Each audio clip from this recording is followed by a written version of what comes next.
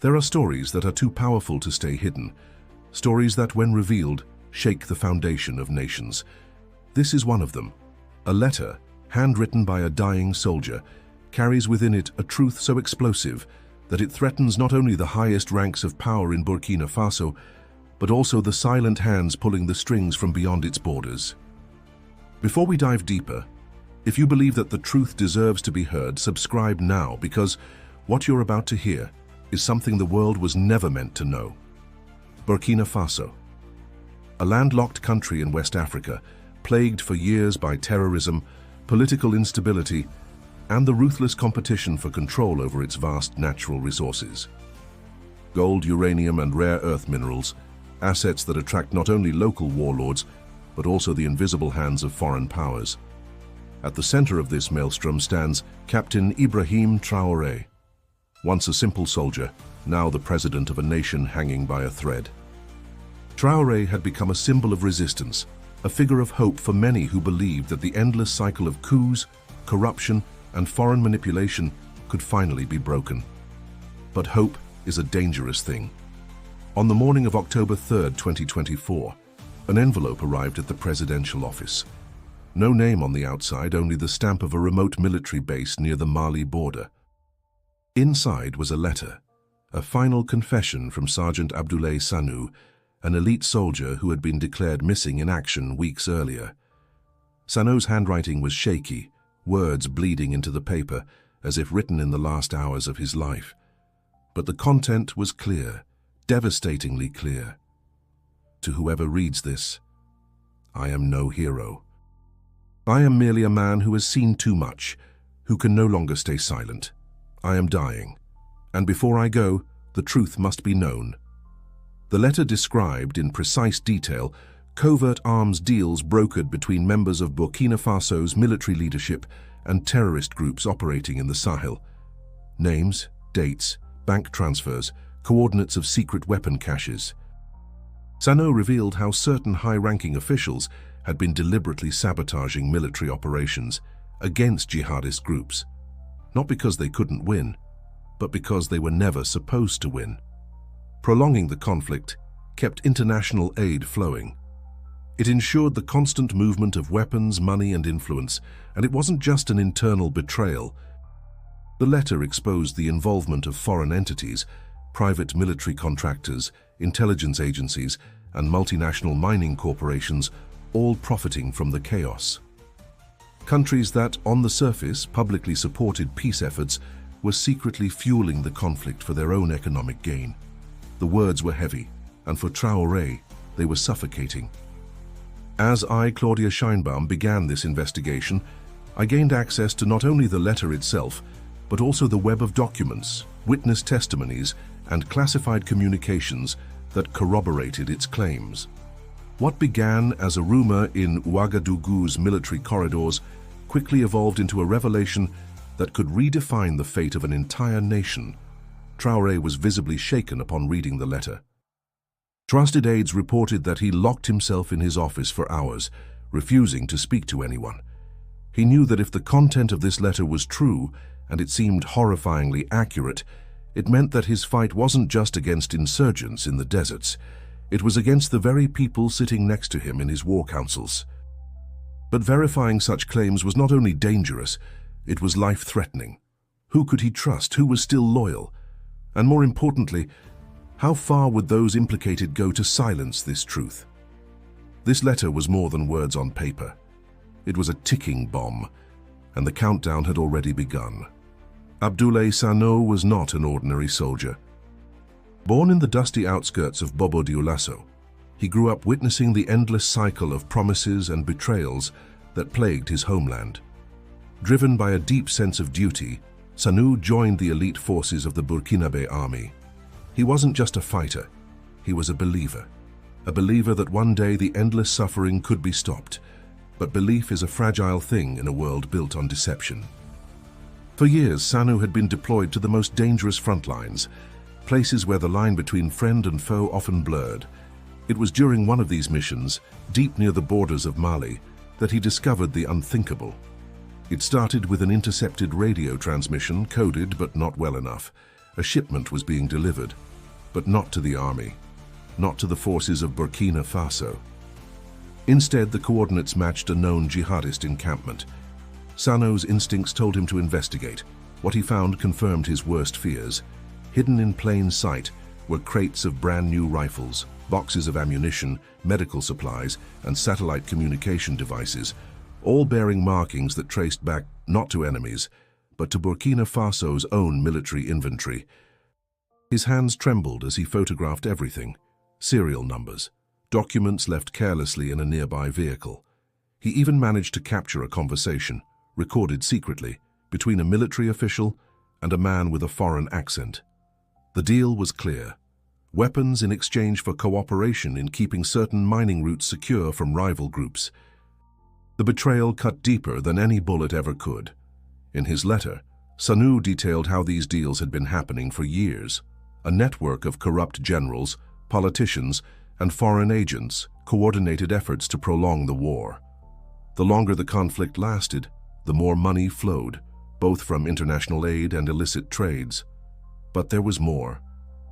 The letter directly implicated several senior government officials, some sitting just meters away from President Traoré in every cabinet meeting.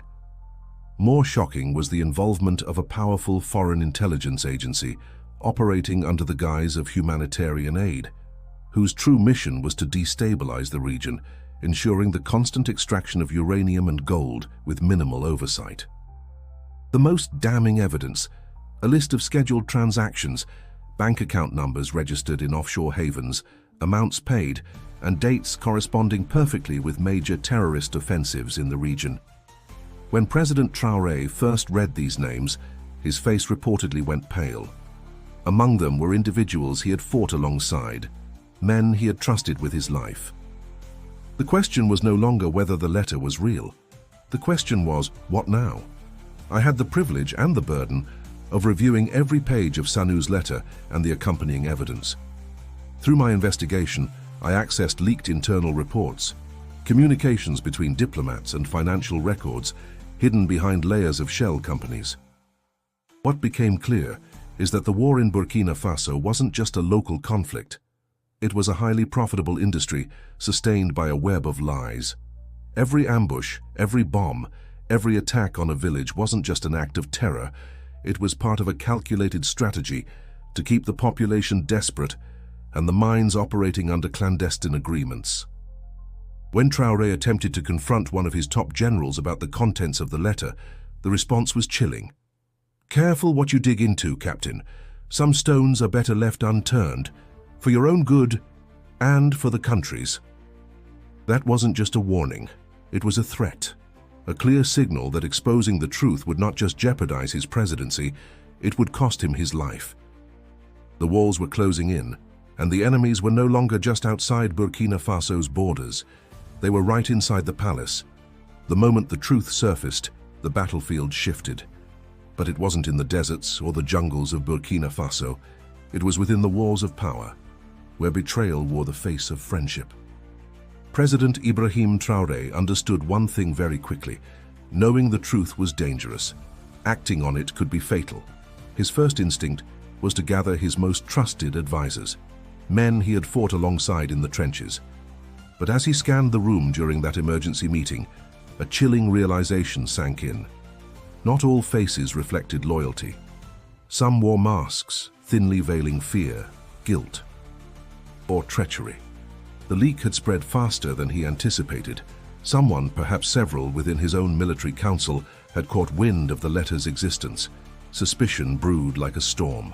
Loyal officers whispered about unusual troop movements. Communications were being jammed. Key surveillance drones suddenly malfunctioned, sabotaged, and then it happened. At dawn on October 7th, Traoré's convoy en route to a military base was ambushed. RPGs exploded. Bullets tore through armored vehicles. It wasn't the work of insurgents. It was too precise, too coordinated. This was an inside job.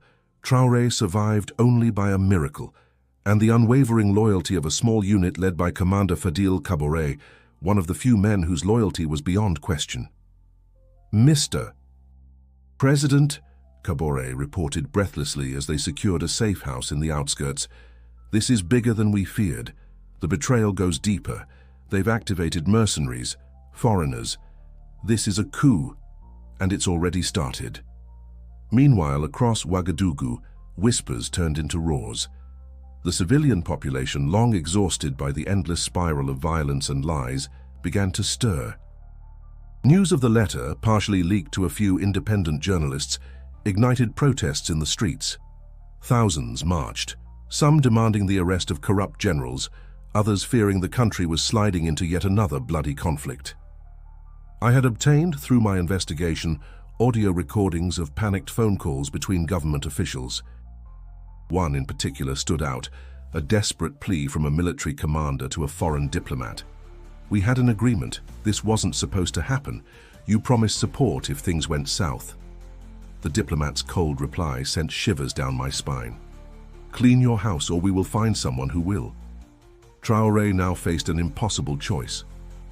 Launch a full-scale internal purge, risking civil war, or attempt to negotiate with enemies hiding in plain sight, knowing that each handshake might be a setup for his assassination. The military fractured. Some battalions declared open allegiance to the president, others quietly sided with the conspirators, waiting for the right moment to strike. TRAORÉ's inner circle shrank rapidly. Ministers he had once trusted resigned overnight. Others simply vanished, rumored to have fled the country or been eliminated in the shadows. The people's cries grew louder. Outside the presidential palace, chants echoed, "No more lies, no more blood, justice for Sanu." Claudia Scheinbaum's investigation became the lifeline for truth. As more pieces of the puzzle fell into place, it became undeniable that this wasn't just a domestic power struggle. This was a geopolitical chess game where Burkina Faso was merely a pawn, and TRAORÉ's defiance was disrupting decades of carefully orchestrated chaos. But with every revelation, the noose tightened. One evening, as dusk settled over the capital, a courier slipped TRAORÉ an anonymous message. Inside was a photograph, grainy but unmistakable. It showed a private jet fueled and ready at an airstrip outside the city. Alongside it, several masked men armed with American-made rifles. The message was simple: leave now, or you won't leave at all. There was no denying it anymore. The final confrontation was inevitable. Either TRAORÉ would dismantle the machinery of corruption or be crushed beneath it. The final betrayal came not with a bullet, but with a handshake.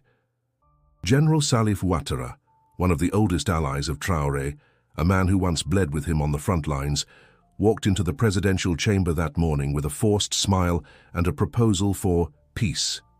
TRAORÉ could see it in his eyes. Something was wrong. The gaze was hollow, the grip of his hand was cold. "You fought well, Captain." Ouattara said, the word captain a subtle reminder of the power hierarchy he no longer respected. "But this fight is over. Step down, for your safety, for the country." Outside, armored vehicles surrounded key government buildings. Helicopters hovered above the capital. It was happening. The coup was no longer whispered. It was unfolding in real time. But TRAORÉ wasn't ready to become just another name on a long list of fallen leaders. With a deep breath, he pulled from his pocket a simple USB drive. It contained the full contents of Abdoulaye Sanu's letter, every bank transfer, every intercepted communication, every document of betrayal, and in an act of sheer defiance, he broadcasted it, live. Every television, every radio station, every phone, every screen in Burkina Faso lit up with the words, "This is the truth they tried to bury. This is why our sons and daughters die. This is why our nation suffers."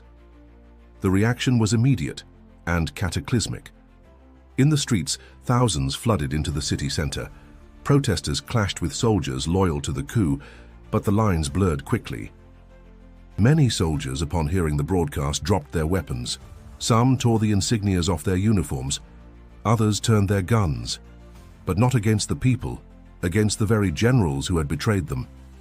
But the conspirators were prepared. Ouattara had already contracted foreign mercenaries, highly trained, heavily armed operatives flown in under the guise of private security. Their mission was simple: remove Traoré by any means necessary. Explosions rocked Ouagadougou. The presidential palace became a war zone. Streets once filled with markets and laughter turned into barricades and sniper nests.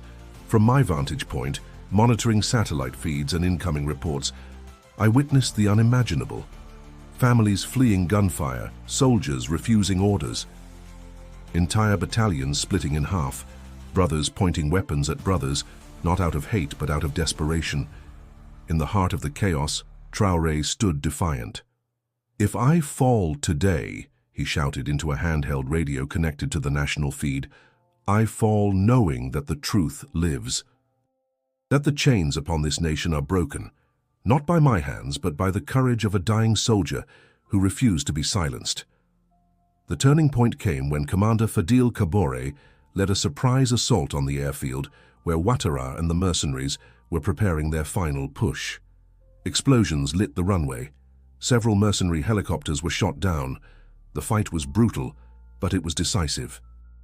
By midnight, the tides had turned. Ouattara was captured, bloodied, defeated. Several foreign operatives were arrested, though some managed to escape under the cover of darkness, leaving behind a trail of destruction and undeniable proof of foreign involvement.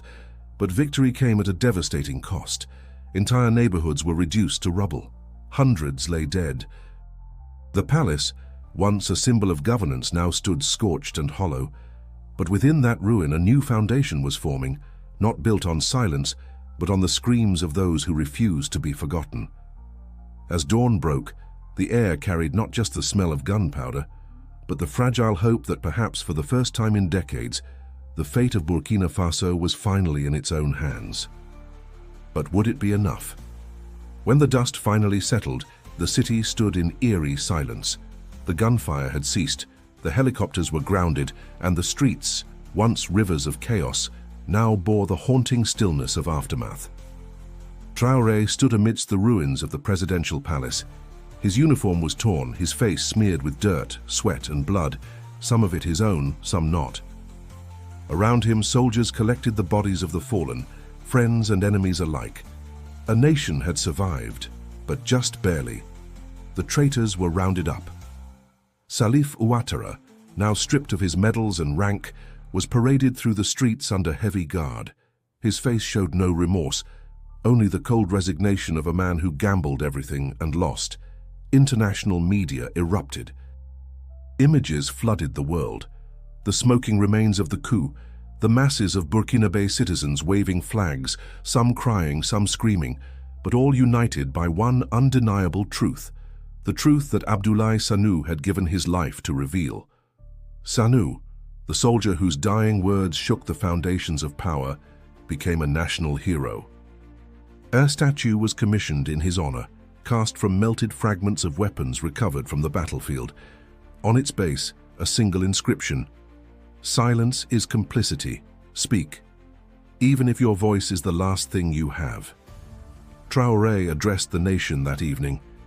"Brothers and sisters, we are free, not because we defeated enemies outside our borders, but because we dared to confront the enemies within. The chains that bound us were not made of iron, but of lies, fear, and greed. Today, they are broken. But freedom, as the world knows too well, is fragile. The power vacuum left by the purge was dangerous. The conspirators were gone, but the institutions they had corrupted were hollowed out. Foreign investors, rattled by the exposure of their involvement, pulled out overnight. Aid was frozen. Sanctions loomed. Burkina Faso now stood alone. Rebuilding was a monumental task. Traoré appointed a transitional government made up of civilian leaders, former anti-corruption activists, and military officers whose loyalty had been proven beyond doubt. It wasn't perfect. It was messy, chaotic, and fragile. But for the first time in decades, it was real. The international community was forced to reckon with its role. While some nations condemned the exposure, others quietly shifted their policies, hoping to erase fingerprints from the scenes of their complicity. And as for the people, they were different now. Protests didn't stop after the coup failed. Instead, they transformed. no longer fueled by anger alone but by a determination to hold every future leader accountable. Citizens formed watchdog groups. Journalists who once worked in fear now reported openly. A nation that had been silenced for so long had finally found its voice. From my perspective, watching, analyzing, and reporting every step of this story, one truth became clear. This wasn't just a fight for Burkina Faso, it was a fight that echoed far beyond its borders. A testament that truth, no matter how buried, no matter how dangerous, has the power to collapse empires of deception. As I close this investigation, one image lingers in my mind, the statue of Sanu standing tall against the sunrise, a reminder that courage doesn't come from power, it comes from refusing to accept the unacceptable. If you believe that the world needs more stories like this, stories where the truth defeats silence, subscribe now, because this is far from over. And if you want to continue this journey, click the video right here on the screen. The fight for justice never really ends.